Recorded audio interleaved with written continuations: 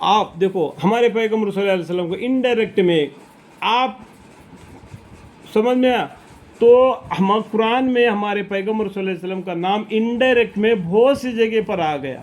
یہ بات مت کہو کہ موسیٰ علیہ السلام کا نام بہت سی جگہ پر آ گیا, عیسیٰ علیہ السلام کا نام بہت سی جگہ پر آ گیا, ان کے نام سے آ گیا.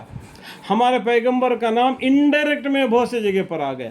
یہاں پر دیکھو آپ کون, حضرت محمد مصطفیٰ صلی اللہ علیہ وسلم, مسلمان مردوں سے کہہ دیجئے کہ اپنے نگاہیں نیچے کر رکھے. سب سے پہلے کس کو ڈرائے؟ مسلمان مردوں کو ڈرائے اور اپنی شرمگاہوں کی حفاظت کرے. سمجھ میں آیا؟ گندے کام کرنے سے حفاظت کرے. کون؟ سب سے پہلا مرد مانے کو ڈرائے. یہ ان کے لیے زیادہ صفائی کی بات ہے. بے شک اللہ تعالیٰ کو سب خبر ہے جو کچھ لوگ کیا کرتے ہیں. اللہ کو سب معلوم ہے مرد مانے کیسے ہے. آج کل عورتوں کو برقع لگاتے, یہ لوگ کھلم کھلا رہتے ہیں. تو کھلم کھلا ہے اس کا مطلب یہ نہیں کہ آپ نے نگاہ کو تازہ کر لو.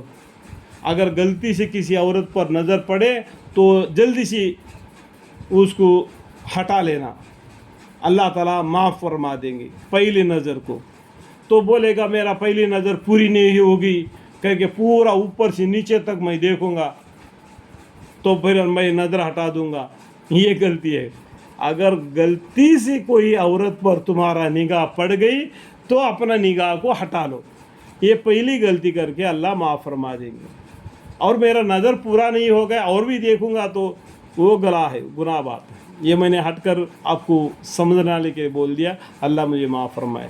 یہ ان کے لیے زیادہ صفائی کی بات ہے. بے شک اللہ تعالیٰ کو سب خبر ہے جو کچھ لوگ کیا کرتے ہیں. اور اسی طرح مسلمان عورتوں سے بھی کہہ دیجئے. اس کے بعد میں عورتوں کا حکم آیا اور وہاں بھی اپنی نگاہیں نیچے رکھے اور اپنی شرمگاہوں کی حفاظت کرے اور اپنی زینت کے موقع کو ظاہر نہ کرے. اپنی زبانی کو یعنی اگر پیر سے چلتے ہیں نا, پاؤں کے اندر میں جو چھلے پہنتے ہیں نا, جو اس کو کیا بولتے ہیں یہاں پر پاؤں میں پہننے والوں کو میرے کو یاد نہیں آ رہا ہے, چھلے بولتے ہیں ہندی میں, تو اس کی آواز بھی نہیں آنا چاہیے. اس طریقے سے عورت کا رہن سہن ہونا چاہیے. اپنی زینت کے موقع کو ظاہر نہ کرے مگر جو اس موقع زینت سے اسے غالبانہ کھلا رہتا ہے, جس کے ہر وقت چھپانے میں حرج ہے, جیسا کہ سینے پر کپڑا ڈال دینا, سر پر کپڑا ڈال لینا, یہ ہر وقت تو پھسلتے رہتا ہے, اس کو دوبارہ سنوار لینا. ٹھیک ہے. اور اپنے دوپٹہ اپنے سینوں پر ڈالا رہا کرے. سمجھ میں آیا بات؟ تو کھلم کھلی بات ہے. اور اپنی زینت کے موقع کو مذکورہ کو کسی پر ظاہر نہ ہونے دے مگر اپنے شوہروں پر یا اپنے محرم پر یعنی باپ پر یا اپنے شوہر کے باپ پر یا اپنے بیٹوں پر یا اپنے شوہر کے بیٹوں پر یا اپنے حقیقی علاقی اور اخیافی بھائیوں پر, اپنے بھائیوں کے بیٹوں پر یا اپنے حقیقی علاقی اور اخیافی بہنوں کے بیٹوں پر یا اپنی عورتوں پر یا اپنی لونڈیوں پر یا ان مردوں پر جو توفیل کے طور پر رہتے ہیں, جو گھر میں کام کرنے کے لیے رہتے ہیں نا, ان مردوں کے پر بھی. تو آدمی کو چال چلن میں تھوڑا سا بھی ان کو اپنی شرمگاہ اور اپنی زبانی کے اثر ان کو نہ دکھا دیے. اس طریقے سے سنبھل کر زندگی بسر کرے اور ان کو ذرا توجہ نہ ہو. سمجھ میں آ بات؟ اس سے پہلے میں نے آپ کو بتا دیا تھا کہ ذرا بھی ان کو تمہارے بارے میں شک نہ ہونا چاہیے کہ چال چلن طور طریقہ بات چیت کرنے کا, جو بھی بات کرو کھلم کھلا کرو تاکہ سامنے والے کو شک نہ رہے اور تمہارے بارے میں انگلی اٹھانے کا مجال نہ رہے. سمجھ میں آیا بات؟ اور ان کو ذرا توجہ نہ ہو. یا ایسے لڑکوں پر جو عورتوں کے پردہ کی باتوں سے ابھی ناواقف ہے, جو چھوٹے بچے ہوتے ہیں نا, وہ بچے عورتوں کے جو پردہ کی بات ہے, بہت سی بات ہے عورتوں کے لیے. تو آپ بخاری پڑھیں, سورہ بقرہ پڑھیں گے اور سورہ نساء پڑھیں گے تو معلوم پڑ جائے گا. اور بھی یہ سورہ نور میں بھی بہت سی باتیں معلوم پڑ رہے ہیں. جو اللہ کا قلم ہے, اللہ تعالیٰ نے ہمیں دین کے باتیں بہت آسانی سے ہمیں سکھلا دی.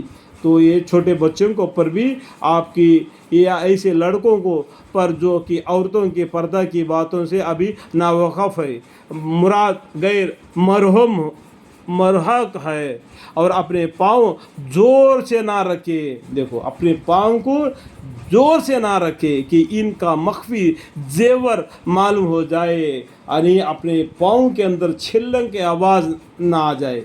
اور مسلمانوں، تم سے جو ان احکام میں کوتاہی ہو گئی، جو اس سے پہلے جو یہاں سے جو باتیں بتائے نا اللہ تعالیٰ نے قرآن میں، تو یہاں پر اس نے آگے اس کے بعد میں بولتے ہیں کہ تو اپنے پاؤں کو زور سے نہ رکھے کہ ان کے مخفی زیور معلوم ہو جاوے۔